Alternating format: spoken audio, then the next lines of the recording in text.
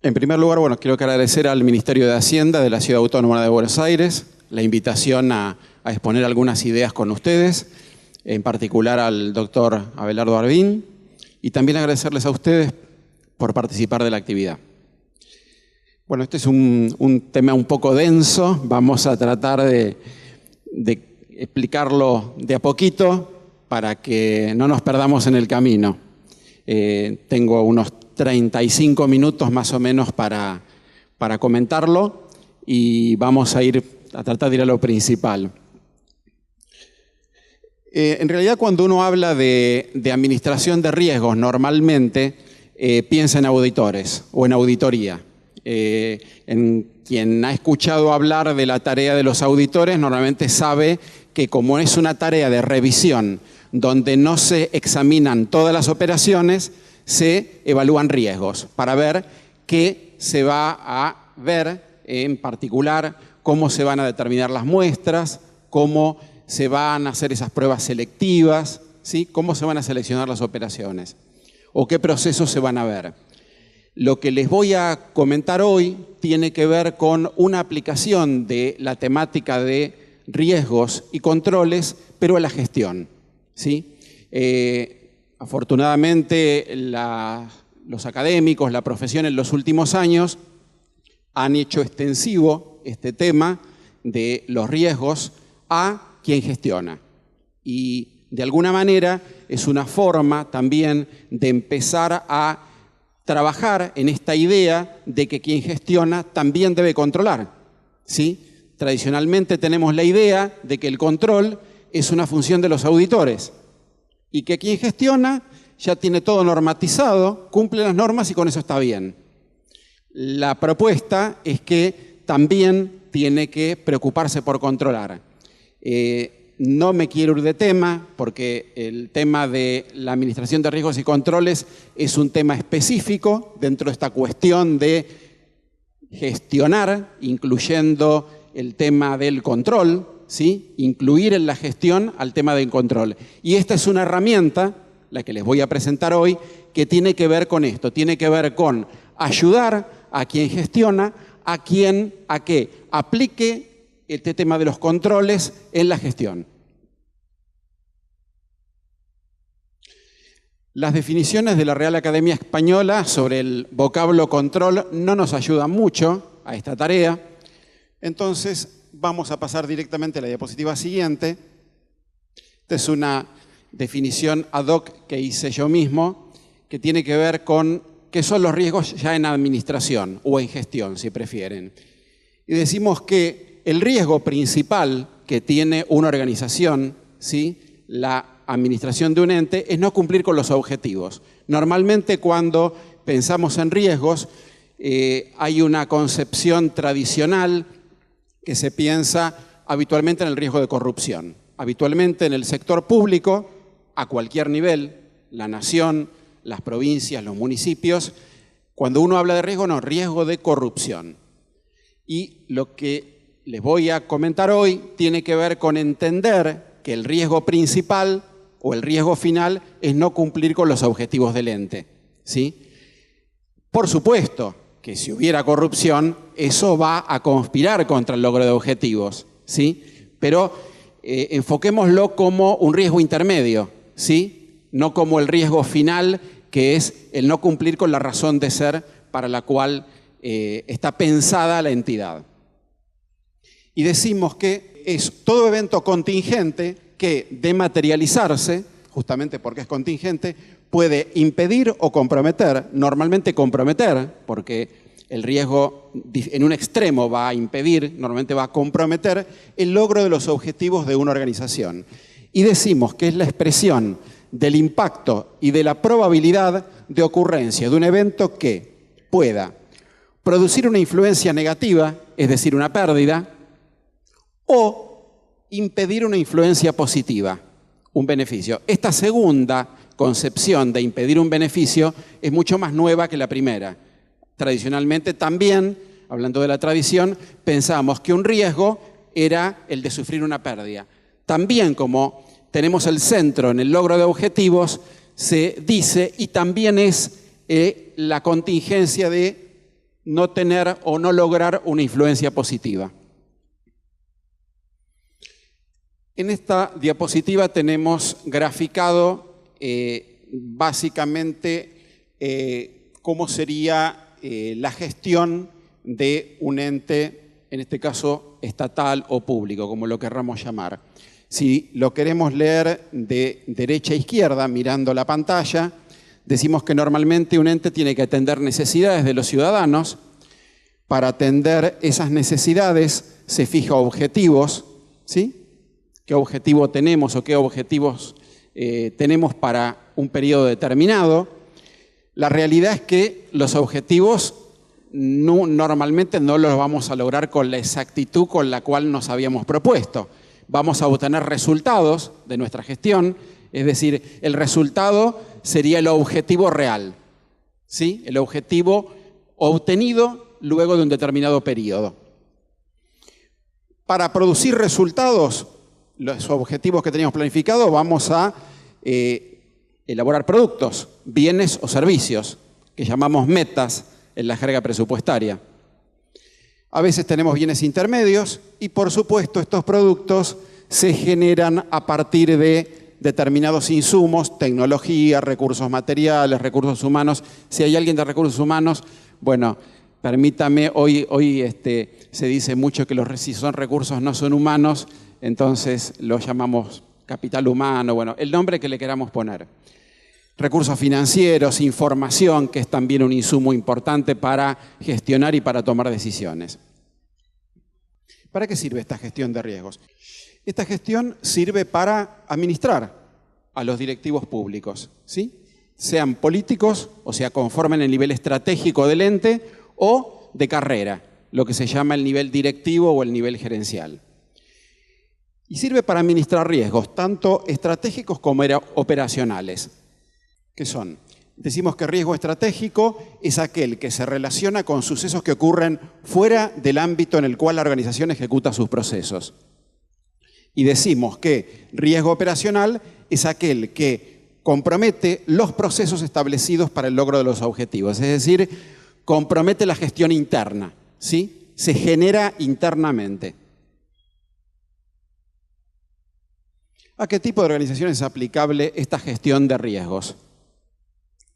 La verdad es que puede ser aplicado a todo tipo de organizaciones, cualquiera sea el tamaño, públicas, privadas, del tercer sector, con o sin fines de lucro, por supuesto, industriales, comerciales, de servicios, habitualmente el sector público lo que genera son servicios, y en realidad esta temática, debo reconocer que está mucho más desarrollada en la actividad privada, pero afortunadamente en los últimos años cada vez más se ve su consideración en el ámbito estatal o público, ¿sí? Al menos se está empezando a intentar trabajar en esto, empezar a ver, pensemos que es un modelo, esto no es una fórmula exacta, ¿sí? Estamos en administración, ¿sí? Entonces hay diferentes formas, yo les voy a presentar una, digamos, determinada manera de gestionar estos riesgos y controles, pero alguien puede decir, bueno, yo estoy, digamos, esto es un anticipo de lo que va a venir un ratito, yo pienso que Walter Miller me dice que son 10 factores y yo creo que son 8 o creo que son 12, ¿sí? Es decir, no es una ciencia exacta, no es una herramienta exacta, es una concepción, es una idea. ¿Cómo funciona habitualmente o cómo debería funcionar cualquier organización? Fijamos en un esquema de planeamiento estratégico, si lo tenemos, vamos a fijar nuestra misión y la visión. Es decir, vamos a reconocer para qué estamos, es decir, cuál es nuestra misión y nuestra visión, cómo nos vemos luego de un determinado periodo de tiempo, es decir, cómo nos vemos en un horizonte de mediano plazo y a dónde queremos llegar. Vamos a establecer objetivos para poder lograr que esa visión se concrete en un futuro. Vamos a identificar riesgos, ¿sí?, que comprometan o que puedan comprometer el logro de objetivos, ¿sí?, qué riesgos podemos tener para lograrlos. Vamos a diseñar y ejecutar procesos, y este diseño y ejecución de procesos va a incluir pensar en qué controles le incorporamos a los procesos, ¿sí?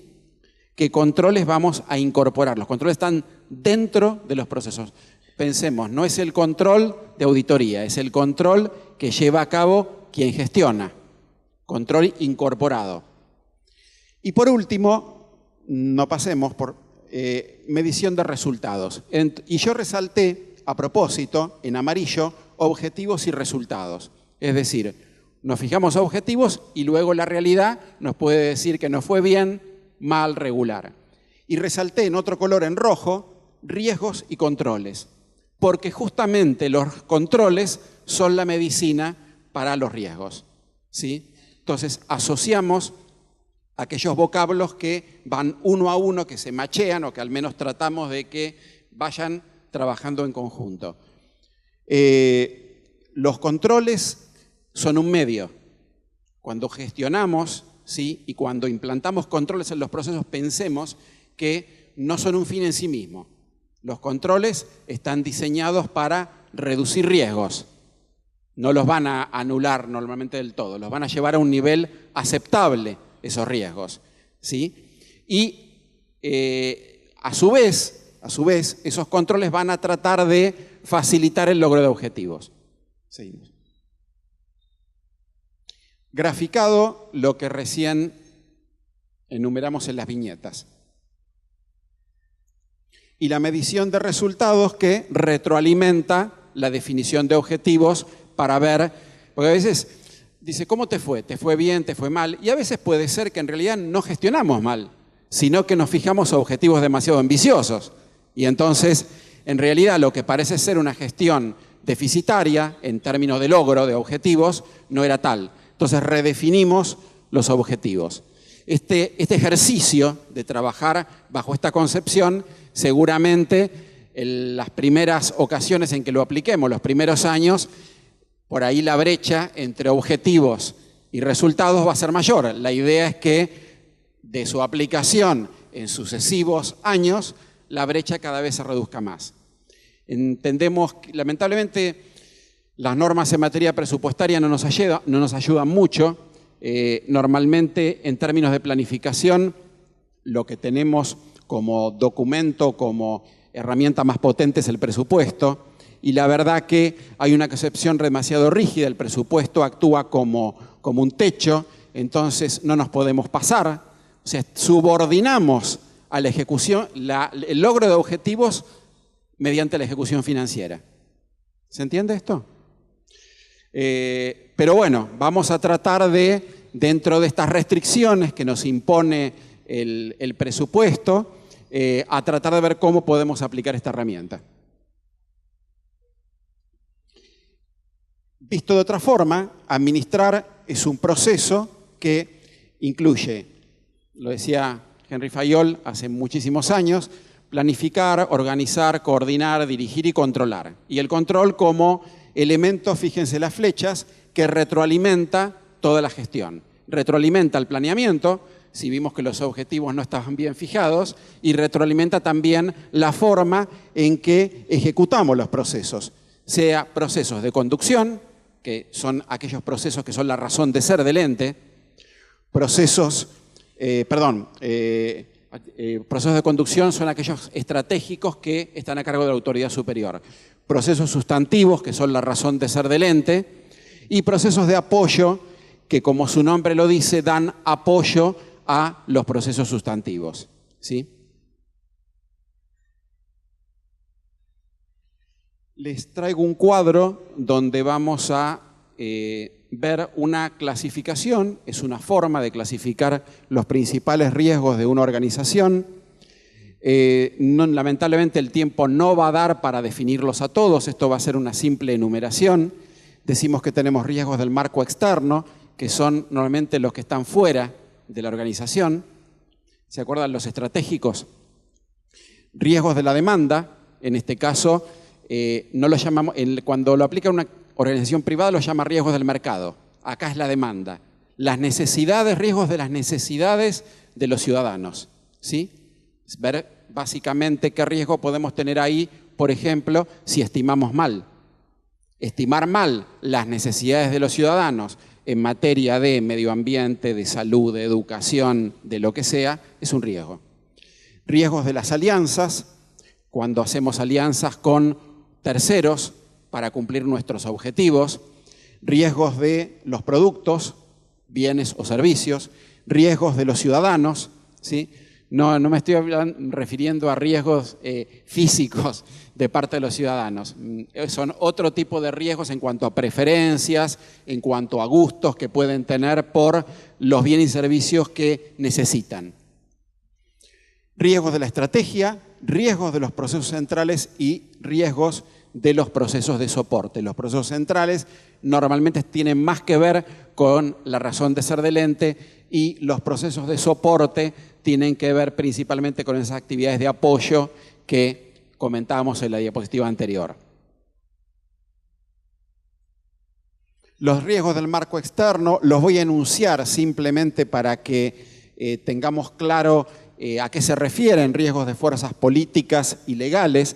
En este caso, si estamos pensando en que trabajamos en organizaciones que pertenecen al Ejecutivo, tendremos riesgos en los otros poderes, porque también los otros poderes pueden tener su propia concepción sobre cómo lograr los objetivos y pueden diferir de la concepción que tenemos nosotros en partidos políticos, etcétera, etcétera. Riesgos de fuerzas sociales, económicas, tecnológicas, todos externos al ente. Pasamos rápidamente este cuadrito porque es para no perdernos y para tener claro cuáles son los riesgos de los procesos de centrales. Los clasificamos en ciclo activo, investigación social, o sea, determinación de las necesidades. Este sería el marketing de la actividad privada, ¿sí? En lugar de hacer marketing, hacemos investigación social para ver cuáles son las necesidades de los ciudadanos.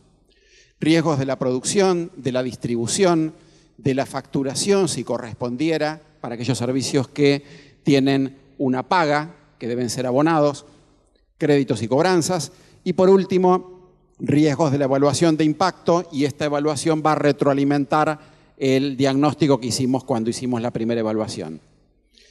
Riesgos vinculados con los procesos centrales de ciclo pasivo, en este caso, identificar y contratar proveedores, administrar la demanda y administrar las cuentas a pagar. Y los otros, los que son los riesgos de los procesos de soporte, decimos que son aquellos que brindan servicio a los procesos centrales y a otros procesos de soporte, ¿sí? Básicamente los principales son la administración de recursos humanos, la tecnología aplicada a la información, la administración financiera, el asesoramiento legal. Tengamos en cuenta, porque a veces desde ciertos lugares hay una visión peyorativa sobre los procesos de soporte, los procesos de apoyo. Y se dice, no, acá lo importante es la razón de ser.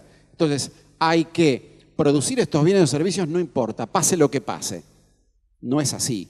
Estos procesos, digamos, que dan apoyo a las actividades sustantivas son tan importantes como los procesos sustantivos. Si no tuviéramos la administración de recursos humanos, pensemos, no podríamos hacer absolutamente nada.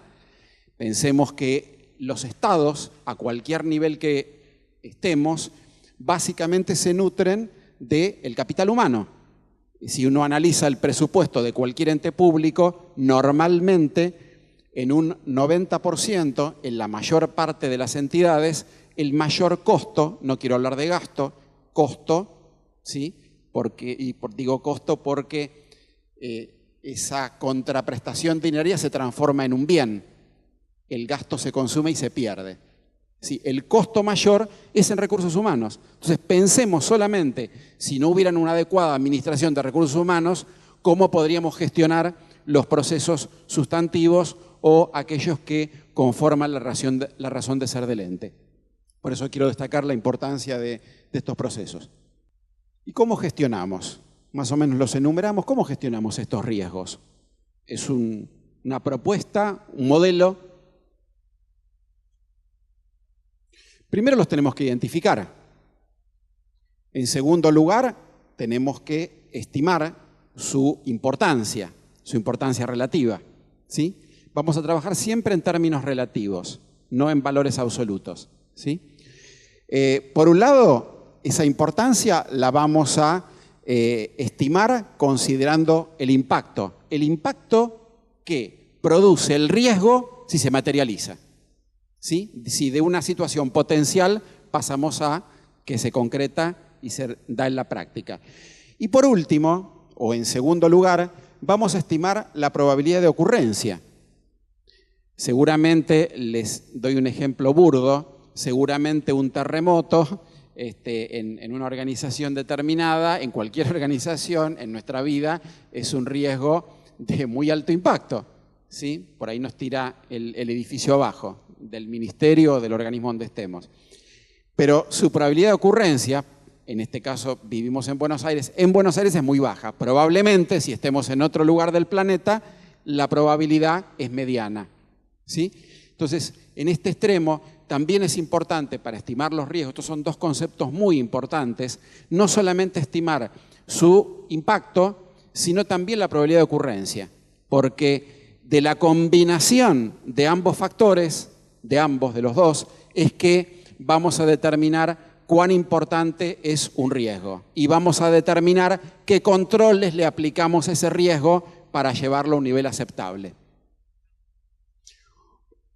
Como las organizaciones en las que trabajamos ya existen, no es que empezamos en una organización que comienza hoy sus actividades, la realidad es que ya existen controles en los procesos para llevar los riesgos a un nivel aceptable. Entonces, vamos a evaluar los controles que existen para ver en qué medida contribuyen a disminuir los riesgos.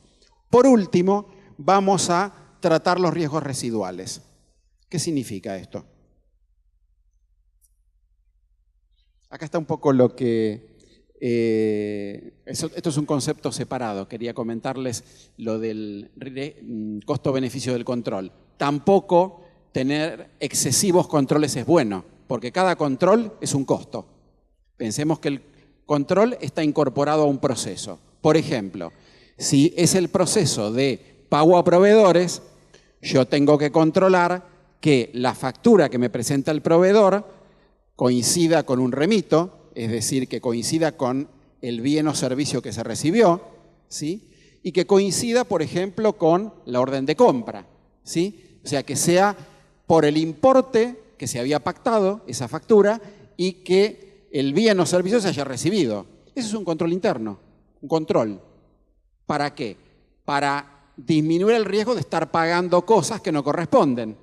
Lo vemos gráficamente. Riesgo, pagar importes indebidos. Control, todo eso que hace alguien antes de autorizar un pago.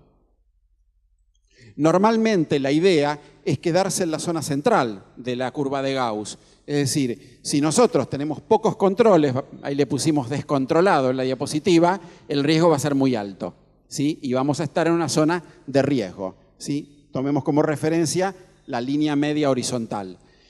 Y si nos vamos del otro lado, si nos obsesionado por los controles, también vamos a entrar en zona de pérdida porque va a ser tan alto el costo de esos controles que el beneficio que brindan va a estar por debajo. Ineficacia por una alta exposición, un riesgo administrado, la idea es estar por encima, y ineficacia por demasiados controles. ¿Qué se puede hacer para administrar los riesgos? ¿Sí? Dijimos que en realidad el riesgo, la idea es llevarlo a un nivel aceptable, nunca lo vamos a poder anular. Entonces decimos que tenemos 4 opciones: terminar, reducir, aceptar o pasar. ¿Qué es esto? Esto tiene que ver con el apetito de riesgo. Esto es un concepto, tomémoslo como un concepto, no como una fórmula. Tiene que ver con que si yo, insisto, quisiera llevar el riesgo a 0, sería antieconómico. Entonces, ¿qué hago? Digo, bueno, ¿dónde fijo mi nivel de riesgo, mi apetito de riesgo? ¿Dónde quiero colocarme? Ni ningún control, ni todos los controles. En algún lugar entre esos dos extremos, ¿sí? Que lo definiré en base a una serie de variables. Evidentemente, hay determinados procesos que requieren mayor cantidad de controles y otros donde por la experiencia, por las características, puedo disminuir. Primera opción para administrar riesgos, terminar. Me retiro de la actividad, elimino el objetivo. Digo que si yo tengo un riesgo, ¿sí? Y veo que esto puede comprometer el logro de objetivos, ¿sí? Me retiro. Esto en el sector público del Estado es muy difícil de aplicar, ¿sí? Esta primera opción, la opción A, porque el Estado no puede aducir que es riesgoso, tiene que dar respuesta a los objetivos para los cuales está, ¿sí? Entonces, esto es más para la actividad privada, ¿sí? Alguien pone o quiere ganar plata en la Antártida y si pone una heladería, seguramente el riesgo va a ser altísimo. Entonces termina, cierra la heladería y se va para otro lado y se va al Caribe a poner la heladería, ¿sí? El Estado no lo puede hacer. Por lo tanto, opción A es prácticamente muy difícil su aplicación en el Estado. Vamos a la B. Reducirlo, que esta es la más típica. Aplicar los controles para reducir el riesgo, ¿sí? ¿Y qué hago? Esto es didáctico simplemente, ¿no? Yo tengo el riesgo propio de, por ejemplo, el que les comentaba hace 5 minutos, de pagar indebidamente. Existen controles. Entonces digo, bueno, ¿qué controles tiene mi organización para evitar el riesgo de pagar indebidamente? Lo evalúo y determino qué riesgo residual queda, ¿sí? En este ejemplo que yo les di, seguramente los controles van a ir al 100% de las operaciones, porque es un riesgo muy importante. Hay dinero de por medio en forma directa. Quizás, o seguramente, en otro tipo de actividades, los controles quizás no cubren todas las operaciones, se hacen en forma selectiva. Me queda este riesgo residual. Y la clave, lo que tengo que hacer es ver si el riesgo residual es aceptable o no. ¿Acepto ese riesgo o no? ¿Sí? O me parece que tengo que aumentarlo, ¿sí? Porque tiene demasiados controles, ¿sí? O disminuirlo poniendo más controles. Opción, bueno, esto tiene que ver a su vez con, bueno, mencioné ahí el riesgo inherente, el residual. El inherente es el riesgo original, el residual es el que queda luego de aplicar los controles. Opción C, aceptarlo. Es decir, determino cuál es el riesgo, cuáles son los controles que existen y digo, bueno, me parece razonable, ¿sí? Me parece razonable ese nivel de riesgo y lo acepto, ¿sí? Es decir, me parece que no tengo que hacer nada. Obviamente que este tipo de evaluaciones las debería hacer en un momento y luego revisarlas periódicamente, porque la realidad es cambiante, la gestión es cambiante y por ende también los riesgos van a ir cambiando. Entonces, esto lo debemos reevaluar cada uno sabrá, 2 años, 3 años, según sea la materia objeto de evaluación. Por último, opción D, para ver qué hacemos con estos riesgos, los pasamos. Es decir, los transferimos a un tercero. El ejemplo más típico es cuando contratamos seguros, ¿sí? Hay compañías o hay organizaciones que se autoaseguran, ¿sí? Constituyen una reserva para hacer frente a un posible siniestro, digamos, y otras que dicen no, se lo pasamos a un tercero. Contratamos un seguro de garantía, un seguro contra incendio, contra el riesgo que a ustedes se les ocurra, ¿sí? Tercerizamos la actividad, que también de esta manera se la estamos pasando a un tercero. Decimos, bueno, acá esta actividad es muy riesgosa en términos de logro de objetivos y la subcontratamos. Por ejemplo, es lo que hace el Estado cuando tiene que ejecutar obras públicas y en lugar de tener toda una organización dedicada a hacer obras públicas por administración, lo que habitualmente se conoce, contratamos a contratistas, ¿sí? Y tercerizamos. Es decir, le decimos, yo te pago tanto, es decir, hacemos una licitación y él se encarga de llevar a cabo la obra para dar satisfacción a los ciudadanos, sea una avenida, un puente, una línea de subte, lo que sea, y corre con los riesgos. Mi único problema es pagarle, nada más. Todos los riesgos son del contratista. Al menos es la idea. A veces no funciona, pero la idea es esa. Y por último, las alianzas, que es cuando de alguna manera tomo una opción intermedia para, digamos, ni tercerizar totalmente ni ejecutar totalmente por nuestra cuenta. Mapa de riesgos. Hablé hace un ratito de que cuando estimamos la importancia de cada uno de los riesgos, medimos la probabilidad y el impacto, o el impacto y la probabilidad. Esto tiene que ver con eso. Y decimos que para hacer el mapeo de riesgos de una organización, estimamos la probabilidad, que tiene que ver con el control interno de cada organización. Por supuesto, a mejor control interno, menor probabilidad de riesgos. Y esto lo elaboramos, ¿cómo medimos este riesgo? ¿Sí? En cuanto a la calidad del control interno. Y miramos los informes de los auditores. Los auditores, sea internos o externos, cualquiera de los dos, examinan diferentes procesos y en función de eso vamos a ver si los controles son adecuados o no. Y la otra variable, que es el impacto, tiene que ver con la relevancia, situación comparada, resalto la palabra comparada, y evolución de cada función estatal. Esto tiene que ver con la importancia relativa que tiene una función del Estado respecto de otra. Por ejemplo, evidentemente, si estamos en un municipio, es mucho más importante, por ejemplo, la iluminación de las calles que la atención de una biblioteca. Todo hay que tenerlo, pero evidentemente en términos relativos, ¿sí?, es mucho más importante porque es mucho más básico para la necesidad de la gente tener la calle iluminada que tener una biblioteca con todos los volúmenes que se puedan imaginar. Entonces, ¿qué significa esto? Que el impacto no significa descartar aquello que comparativamente es menos relevante o menos básico para los ciudadanos, sino darle una menor consideración.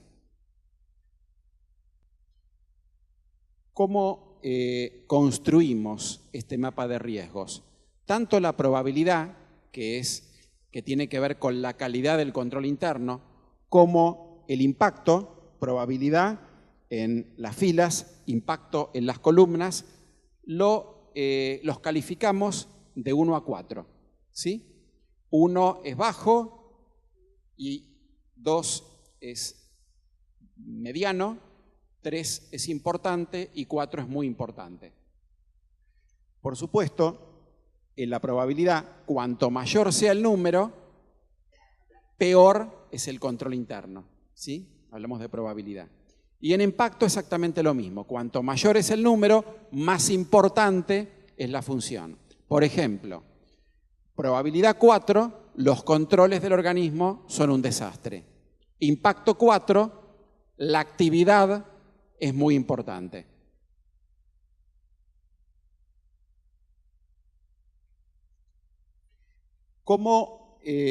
Rápidamente, ¿cómo estimamos el impacto? Lo estimamos por función. ¿Sí? Acá hay algunas funciones típicas estatales, cada uno según el nivel o el ámbito en el que trabaje, sea un municipio, un estado subnacional, una provincia, un estado nacional, verá cuáles son las funciones relevantes que tiene. Esto presupone la existencia de un presupuesto por programas, de alguna manera, para poder identificar en términos monetarios aquellas actividades que son la razón de ser del municipio o del ente en el que estemos trabajando. Las pasamos rápidamente, son las diferentes funciones que puede existir en un estado y voy a tratar, la verdad que son muchas diapositivas, pero lo que quiero dejarles como ideas, seguimos pasando. El impacto, que tiene que ver con la importancia relativa, lo vamos a medir por las prioridades, la criticidad, cómo nos ven en cuanto a cómo estamos respecto del logro de ese objetivo, cómo nos vemos nosotros mismos, qué reclamos tenemos, ¿sí? Estos son los factores más importantes para determinar la importancia relativa de cada función. Bueno, acá les voy a dejar después las definiciones. Este PowerPoint va a quedar en la organización para que ustedes lo puedan consultar posteriormente.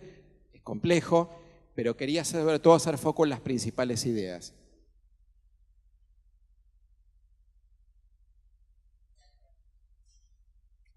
En las diferentes diapositivas se explica qué significa cada concepto, cómo determinamos el impacto.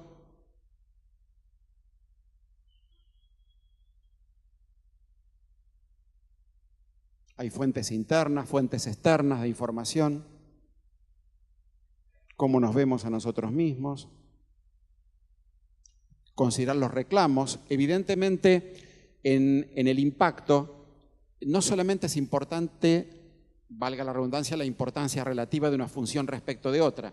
Porque imagínense en el ejemplo extremo que damos hace un ratito, si nosotros decimos, bueno, es muy importante la iluminación de las calles, pero resulta que estamos muy bien en ese aspecto, ¿sí?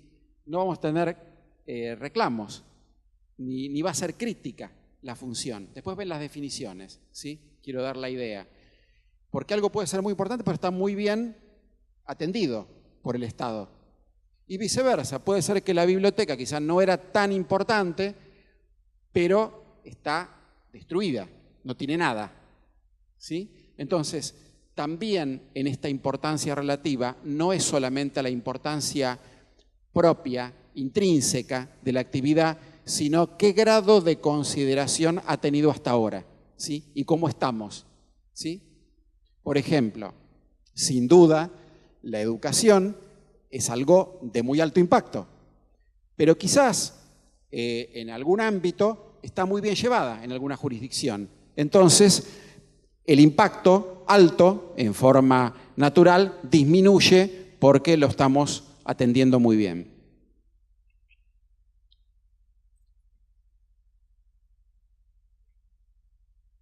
Decíamos que cada una de, como esto es en términos comparativos, todo es relativo, es decir, no es importante o no según el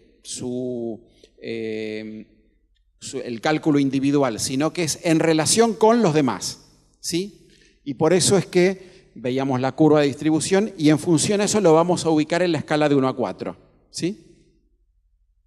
Ahora, estimamos el otro factor. Vimos el impacto muy rápidamente, disculpen el apuro, estamos viendo ahora la probabilidad. La probabilidad la vamos a estimar en función a la calidad del control interno. Entonces decimos que, por supuesto, cuanto mejor sea el control interno, menor probabilidad de ocurrencia de riesgos. Acá están los factores también que vamos a considerar. No me quiero pasar mucho del tiempo. También es, en términos relativos, el tema de la probabilidad.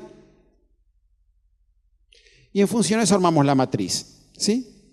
De 1 a 4, lo que nos quede en el área, digamos, más abajo y más a la izquierda, que tiene la P, poco significativo el riesgo.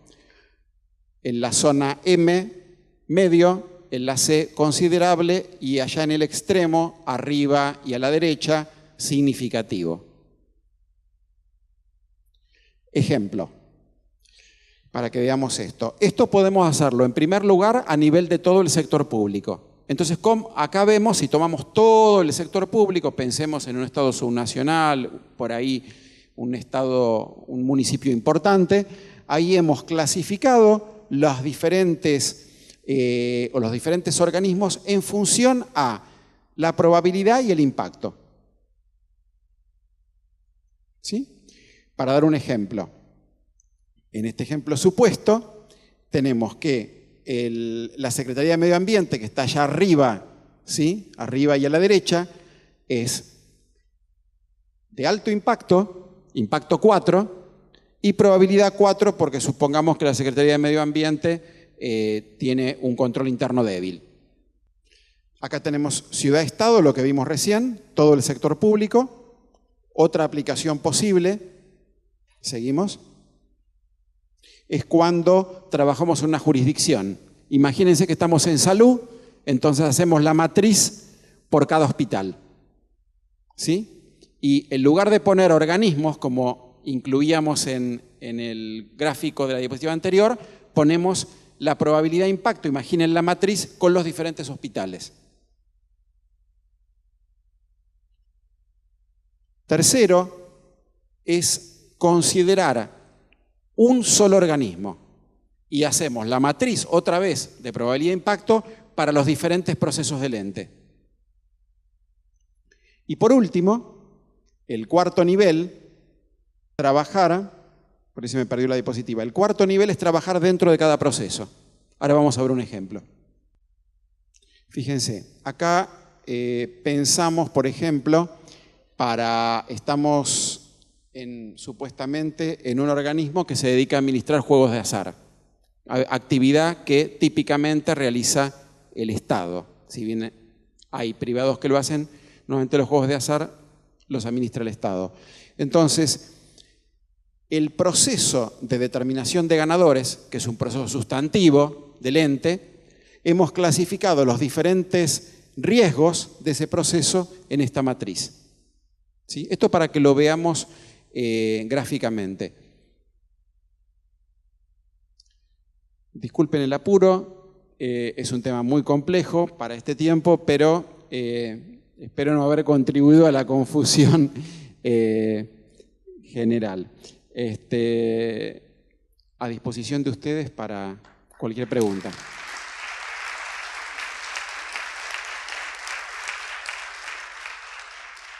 Walter, gracias por la presentación. Vos diste los niveles en que se podía desarrollar esa matriz. Llevado eso al ámbito público, sería de acuerdo a cuál es el responsable del control en cada uno de esos niveles. O sea, si es de todo el gobierno, sería la sindicatura, si estamos hablando de control interno, y si es en una jurisdicción, sería el titular de la jurisdicción con el auxilio de la auditoría interna. ¿Esto es así? Claro, evidentemente, muy buena pregunta. Si estamos pensando en todo el sector público, por dar un ejemplo, en el ámbito de la Ciudad Autónoma de Buenos Aires, podría ser el jefe de gabinete. No sé si tiene ese nombre el jefe de gabinete, cargo. Sería el jefe de gabinete porque es el responsable del presupuesto y el responsable ejecutivo de la jurisdicción. Si estamos pensando en un ámbito jurisdiccional, como el caso que dimos el ejemplo, el ministro de Salud debería hacer el mapeo de riesgos de su cartera, por ejemplo, a través de mapear el riesgo en los diferentes hospitales. Si fuera en un ente, en este mismo ejemplo, sería el director del hospital, el responsable de alguna manera, empezar a pensar en este tema. Y por último, si pensamos en un proceso, sería un servicio determinado dentro del hospital. En este mismo ejemplo de salud, sería quien tiene a cargo un determinado servicio, no sé, de maternidad o de cirugía o el que fuera dentro de una institución hospitalaria. Ya que estoy, pregunto otra. Yo estaba pensando en Hacienda. La Hacienda es un área claramente instrumental, o sea, no brinda servicios finales a la comunidad, sino que brinda servicios a la propia organización. Con lo cual, el tema de reclamos vendría a ser los reclamos sobre administración financiera que le hicieran las distintas áreas del resto del gobierno a Hacienda. Ese sería más o menos la principal fuente de cómo nos ven, ¿no? Tal cual, como si recuerdan una de las diapositivas que vimos, en la gestión pública hay organismos o básicamente sectores de organismos que no producen bienes finales, producen bienes intermedios. Es el caso que comentó el doctor Arvin, es decir, básicamente las actividades de apoyo, ¿sí?, o los responsables de actividades de apoyo no entregan productos a los ciudadanos, porque como su nombre lo dice, dan apoyo a otras actividades de apoyo o a las actividades sustantivas del ente. Entonces ahí va a ser el cliente interno, permítanme el término, el cliente interno es el que va a poder opinar sobre la calidad o sobre, en este caso, la importancia relativa que va a tener este producto intermedio para su propia gestión. Entonces, cambiamos la opinión, digamos, del ciudadano, de las ONG o del tercero que fuera, por la de los clientes internos o los usuarios internos de la organización. En realidad, como les decía al principio, esto es aplicable a todo nivel, en cualquier tipo de organización, cualquiera sea su razón de ser, y como vimos hacia el final, tiene los 4 niveles de aplicación. Todo el sector público, la jurisdicción, un ente o un proceso perteneciente a un ente. Es un tema que, insisto, no es hay toda una ponderación, esos factores. No quise hacer muy engorrosa la exposición, pero cada factor tiene un porcentaje, un peso relativo, no todos valen lo mismo, ¿sí? Por supuesto, porque evidentemente, si bien es muy importante la opinión de los terceros, el cómo nos ven y los reclamos, el tercero no tiene normalmente mucha información del ente. Entonces, consideramos cómo nos ve, pero hasta ahí, ¿sí? Porque evidentemente el mapeo de todos los recursos, de todas las responsabilidades, del estado de los controles lo tiene quien gestiona. Es muy importante. Entonces, hay toda una ponderación a su vez de cómo consideramos las opiniones de expertos, nuestras propias opiniones, etc. Esta es una herramienta esencialmente de gestión interna. Si uno no agarra el mapa de riesgos y dice, bueno, miren, no, se usa para gestionar, ¿sí? No es ni para rendir cuentas, ni para transparentar, es para mejorar la gestión, para llevar el riesgo a un nivel aceptable. El riesgo de que se produzca algo, desde lo más chiquito hasta lo más importante que se puedan imaginar. Cuando les comentaba, por ejemplo, el tema de el riesgo hay un riesgo que está vinculado con la competencia, en este caso. Y básicamente sabemos que en salud, en educación y hasta en seguridad, el sector privado compite con el Estado. No solamente por los ciudadanos, sino por estándares de calidad, porque ya los ciudadanos también de alguna manera lo toman como elemento de comparación. Entonces también eso es un elemento que tenemos que considerar. Bueno, ¿alguna otra pregunta? ¿No? Bueno, le damos las gracias al doctor Walter Mino y lo despedimos con un aplauso.